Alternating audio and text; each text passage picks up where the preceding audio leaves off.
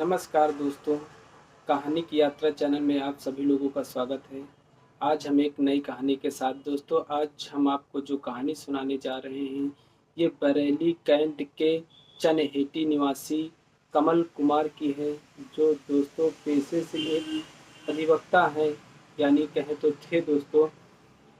वह जो उनके पिता राजेंद्र सागर होते हैं, वह उनके साथ बरेली कैंट के चनहेटी इलाके में रह रहे होते हैं और उनका जीवन अच्छा खासा चल रहा होता है। लेकिन उनकी जो है दोस्तों, जो राजेंद्र सागर का लड़का होता है, जो अधिवक्ता का कार्य करता है, जिनका नाम कमल सागर होता है, उनकी शादी नहीं हुई होती। तो वो लोग सोचते हैं किसी तरीके कमल सागर की शादी हो जाए, तो उन्हीं के गांव में या कहें तो उनके पड़ोस में ही एक महिला और उसकी बेटी रहती थी। उनका उनके घर में अक्सर आना जाना रहता था एक पड़ोसी के नाते। तो जब उन लोगों को पता चला कि कमल सागर की शादी करना है, तो उन्होंने सोचा क्यों ना हम अपनी जो है मौसी की लड़की, जो रामपुर की रहने वाली निवासी होती है, जिनका नाम, लड़की का नाम कोमल होता है, क्यों ना उसी से कमल सागर की शादी करा दी जाए। ठीक दोस्तों वैसा ही होता है। कमल, जो रामपुर की निवासी जो लड़की होती है, जिसका नाम कोमल होता है, उसकी शादी जो है कमल सागर से दोस्तों कर दी जाती है। कमल सागर से शादी हो जाती है और दोस्तों शादी होने के बाद तकरीबन 5-6 साल सब कुछ अच्छा चलता है। दोनों के मतलब 2 बच्चे होते हैं और 2 बच्चे होने के बाद करीब 1 साल से जो है कोमल होती है, वह इंस्टाग्राम चलाने लगती है। सोशल मीडिया पर इंस्टाग्राम एक ऐप्स है जिसको आप सभी लोग जानते होंगे बखूबी। उसको चलाती है और उसी को चलाते-चलाते दोस्तों उसकी जो है मुलाकात उसी इंस्टाग्राम पे ही उसकी मुलाकात शामली निवासी जो है अमर से होती है और दोनों में धीरे-धीरे नज़दीकियाँ उसी इंस्टाग्राम के ज़रिए इतनी नज़दीकियाँ बढ़ जाती हैं कि दोनों की नज़दीकियाँ प्रेम प्रसंग में बदल जाती है।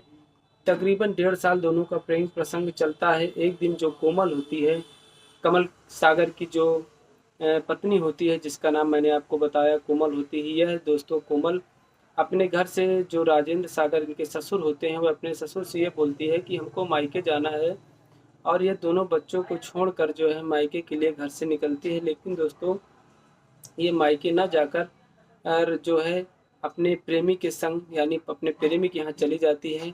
और तकरीबन जब 2 से 3 महीना हो जाता है, 2 ढाई महीना हो जाता है दोस्तों करीब, तब पता चलता है इनके पति को, जो कमल सागर, इनको पता चलता है कि यह अपने प्रेमी के यहाँ रह रही है, यह शामली जा चुकी है। ये जब सुनते हैं कमल सागर और राजेंद्र सागर, तो दोनों को बहुत दुख होता है और दुख के साथ दोनों टूट से जाते हैं, क्योंकि परिवार की बुराई बदनामी भी होने लगती है, धीरे धीरे सबको पता चलने लगता है और दोनों बच्चे भी बिलखते रहते हैं।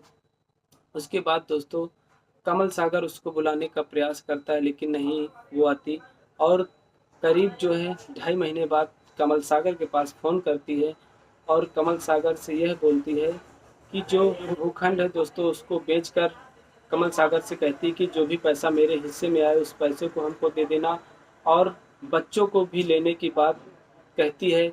यह सुनकर कमल सागर बहुत आहत हो जाता है, वह बहुत दुखी हो जाता है, क्योंकि इससे पहले उसके प्रेमी यानी जो उसका प्रेमी होता है, उसने भी दोस्तों, जिसका नाम अमर होता है, जो मैंने बताया था शामली का रहने वाला होता है, उसने भी उसको दोस्तों मारने की भी धमकी दी थी।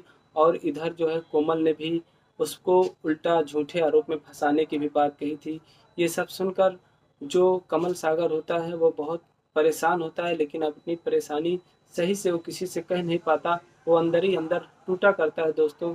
एक दिन ऐसा होता है कि वो एक सुसाइड बनाता है और सुसाइड बनाने के बाद उसमें अपनी पत्नी की जो भी सारी हरकतें होती हैं इंस्टाग्राम की, और जो भी उसने फंसाने की बात कही, जो उसके प्रेमी ने उसको मारने की बात कही, धमकी देता था, उसने सारा कुछ उस सुसाइड पे लिख लिया। और सुसाइड पे लिखने के बाद दोस्तों रविवार का दिन होता है, वह सल्फास की गोलियां खा लेता है।